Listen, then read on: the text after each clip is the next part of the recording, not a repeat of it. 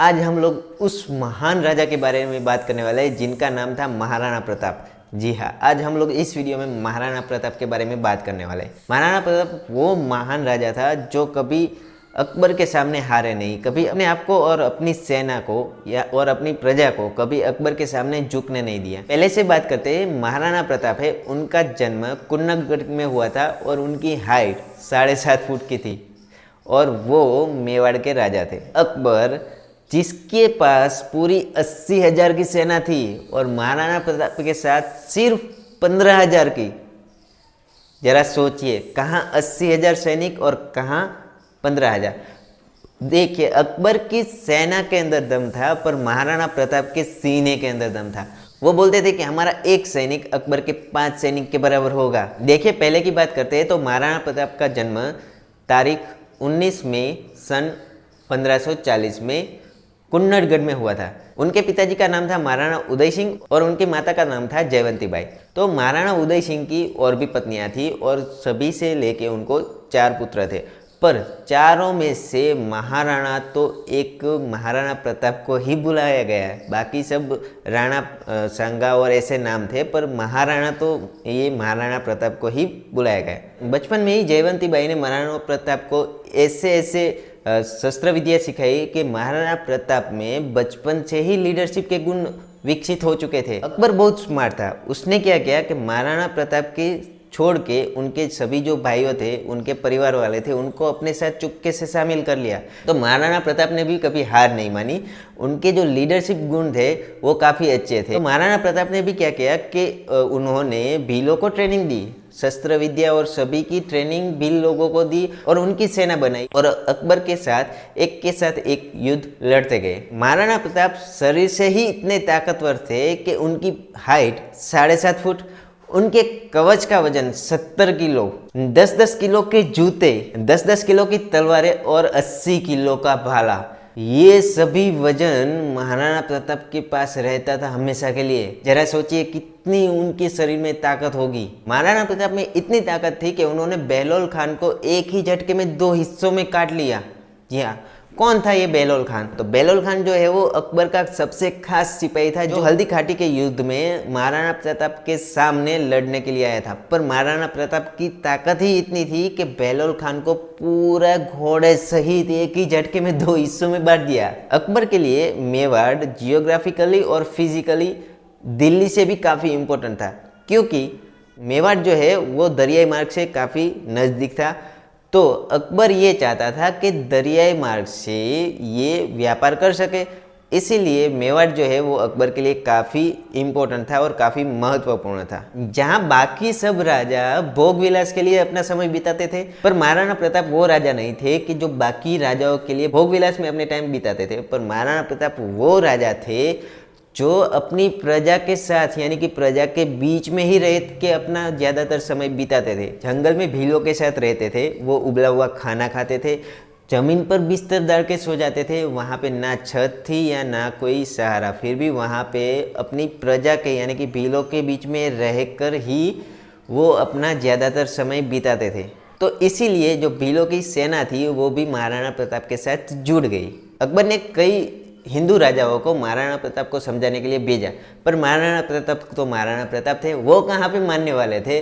तो अकबर ने उनको एक के बाद एक 8 अलग अलग प्रपोजल दिए और एक प्रपोजल तो ऐसा दिया कि आप हमें मेवाड़ दे दीजिए, उसके बदले में हम आपको आधा हिंदुस्तान दे देंगे। जी हाँ, आप हमें सिर्फ मेवाड़ दे दीजिए, उसके बदले में हम लोग आधा हिंदुस्तान आपको दे देंगे।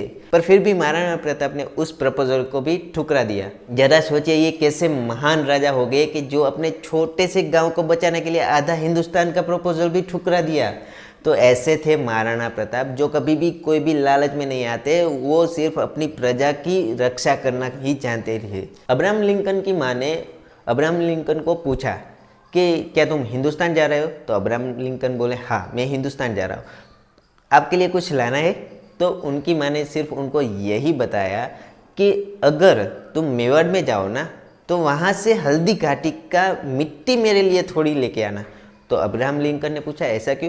तो उनकी माँ ने ये बताया कि मैं महाराणा प्रताप को इसलिए पूजनीय मानती हूँ कि उन्होंने मेवाड़ को बचाने के लिए आधे देश की ऑफर ठुकरा दी। अकबर ने सभी हिंदुस्तानी राजाओं को तो अपने साथ अपनी सेना में शामिल कर लिया था, तो महाराणा प्रताप ने अफगानी राजाओं को अपने साथ अपनी सेना में शामिल कर लिया।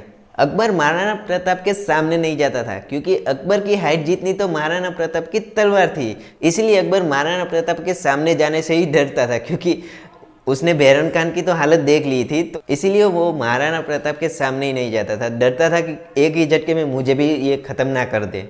महाराणा प्रताप का एक खास घोड़ा रहता था जिसका नाम था चेतक, जिसकी युद्ध में काफ़ी महत्वपूर्ण भूमिकाएं रहती थी। तो महाराणा प्रताप क्या करते थे कि चेतक के सामने सूंड लगा देते थे, तो बाकी हाथियों को ऐसा लग रहा था कि ये एक हाथी है, पर वो असल में था एक घोड़ा। ये अफगानी घोड़ा था, पर महाराणा प्रताप के लिए इतना लॉयल था ना, कोई सोच भी नहीं सकता। और महाराणा प्रताप भी चेतक को अपने बेटे के जैसे ही रखते थे।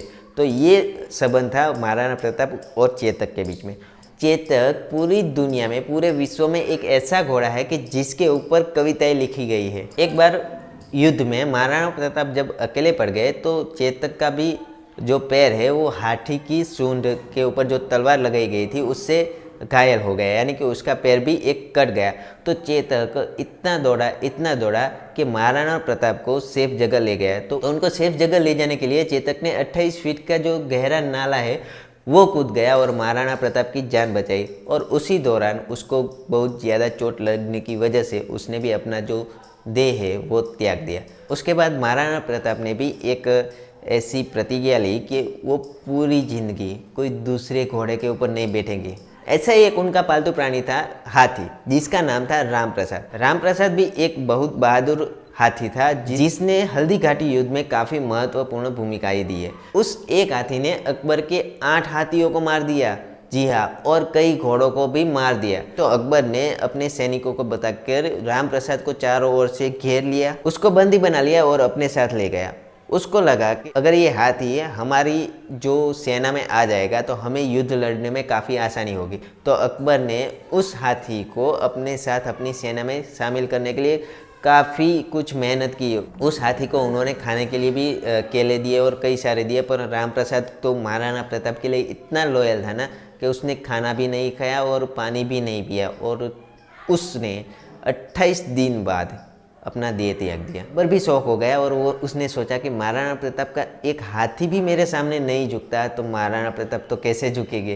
तो ये भी अकबर के सामने काफ़ी चुनौती वाला काम था। कुंवर अमर सिंह जो कि महाराणा प्रताप के खास सेनापति थे, तो उन्होंने एक बार क्या किया कि अब्दुल रहीम खान को कन्फ्यूज करने के लिए सोनगढ़ के ऊपर हमला कर दिया। तो अब्दुल रहीम खान का पूरा जो ध्यान है वो हट गया और वो सोनगढ़ की ओर उनकी रक्षा करने के लिए चला गया। इस मौके का लाभ लेके अमर सिंह ने अब्दुल रहीम खान के परिवार वालों को, उनको बीवी और बच्चे को किडनैप कर लिया, यानी कि उनको अगवा कर लिया। तो ये बात पता चली महाराणा प्रताप को। तो उन्होंने अमर सिंह को बोला कि देखिए, हम लोग इस युद्ध में, इस लड़ाई में परिवार वालों को शामिल नहीं करेंगे, यानी कि हमें अब्दुल रहीम खान की जो बीवी और बेगम को किडनैप किया है वो सही नहीं किया है। और फिर अब्दुल रहीम खान की बीवी, बच्चे और उनको परिवार वालों को पूरे सम्मान के साथ महाराणा प्रताप ने अब्दुल रहीम खान को वापस भेज दिया। तो ये थे महाराणा प्रताप, जो औरतें और परिवार वालों की भी काफ़ी इज्जत करते थे। हल्दी घाटी का युद्ध इतना भयंकर था, जरा सोचिए कि 300 साल के बाद भी उस मिट्टी में भी आज भी खून पाया जाता है और तलवारें भी पाई जाती है। हल्दी घाटी के युद्ध के बाद भी लोग महाराणा प्रताप को इतना चाहते थे ना कि उनके वहाँ का सिक्का जो था वो भी महाराणा प्रताप के ही नाम का था। अकबर अपने सभी सेनापतियों को बोल के रखता था कि सोने से पहले कोई भी महाराणा प्रताप का नाम नहीं लेगा, क्योंकि वो महाराणा प्रताप से इतना डरता था ना कि अगर कोई भी आदमी, कोई भी बंदा सोने से पहले महाराणा प्रताप का नाम लेता था ना, तो भी अकबर को महाराणा प्रताप सपने में आके वो तलवार से उसको काट डालते हैं, ऐसा उसको सपना भी आता था। तो इसीलिए अकबर सोने से पहले अपने सभी सिपाहियों को बोल के रखता था कि कोई भी बंदा सोने से पहले महाराणा प्रताप का नाम नहीं लेगा। एक बार अकबर को किसी ने इम्प्रेस करने के लिए गांव में झूठी अफवाह फैला दी कि महाराणा प्रताप है वो अकबर से लड़ते लड़ते थक गए हैं और सरेंडर करना चाहते हैं। तो ये बात पता चली अकबर को और वो तुरंत खुश हो गया और वहाँ के महाराजा पृथ्वीराज चौहान को वहाँ पे बुलाया उनको बताया कि देखियो पृथ्वीराज जी, मैं आज इतना खुश हूँ कि महाराणा प्रताप मुझसे हार गए हैं और सरेंडर करना चाहते हैं। तो ये बात पृथ्वीराज चौहान को हजम नहीं हुई। तो फिर पृथ्वीराज चौहान ने महाराणा प्रताप को एक खत लिखा और उसमें लिखा कि क्या ये सच है कि या तो मेरी कानों ने सच सुना है कि आप अकबर के सामने सरेंडर कर रहे हो, यानी कि उससे हार मान रहे हो। तो उस पर महाराणा प्रताप ने गुस्सा हो गए और उन्होंने रिटर्न में वापस पत्र लिखा कि मैं कभी अकबर से हारने वाला नहीं हूँ, मैं चाहे मर भी जाऊँगा फिर भी उससे सरेंडर नहीं करूँगा और उसको कभी भी मेवाड़ नहीं दूंगा। उसके बाद अकबर भी महाराणा प्रताप से लड़ते लड़ते थक गया, तो फिर उसने मेवाड़ को जीतने का फैसला भी छोड़ दिया और वो वहाँ से ईस्ट की देशों की ओर आगे बढ़ने लगा। इसीलिए अकबर कभी जीता नहीं और राणा कभी हारे नहीं। अकबर की सेना में दम था पर महाराणा प्रताप के सीने में दम था। उसके बाद एक बार महाराणा प्रताप जंगल में शेर के साथ भिड़ गए और वहाँ पे उनको कई गहरी चोट लगी। तो लंबी गहरी चोट लगने की वजह से महाराणा प्रताप की मृत्यु हो गई। महाराणा प्रताप को अपनी ज़िंदगी में, अपनी लाइफ में इतना स्ट्रगल क्यों पड़ा? तो इसकी वजह ये है कि उनका परिवार, उनके राजपूत भी आपस में अंदरों अंदर लड़ रहे थे, ताकि इसीलिए महाराणा प्रताप भी अकेले पड़ गए अकबर के सामने लड़ने के लिए।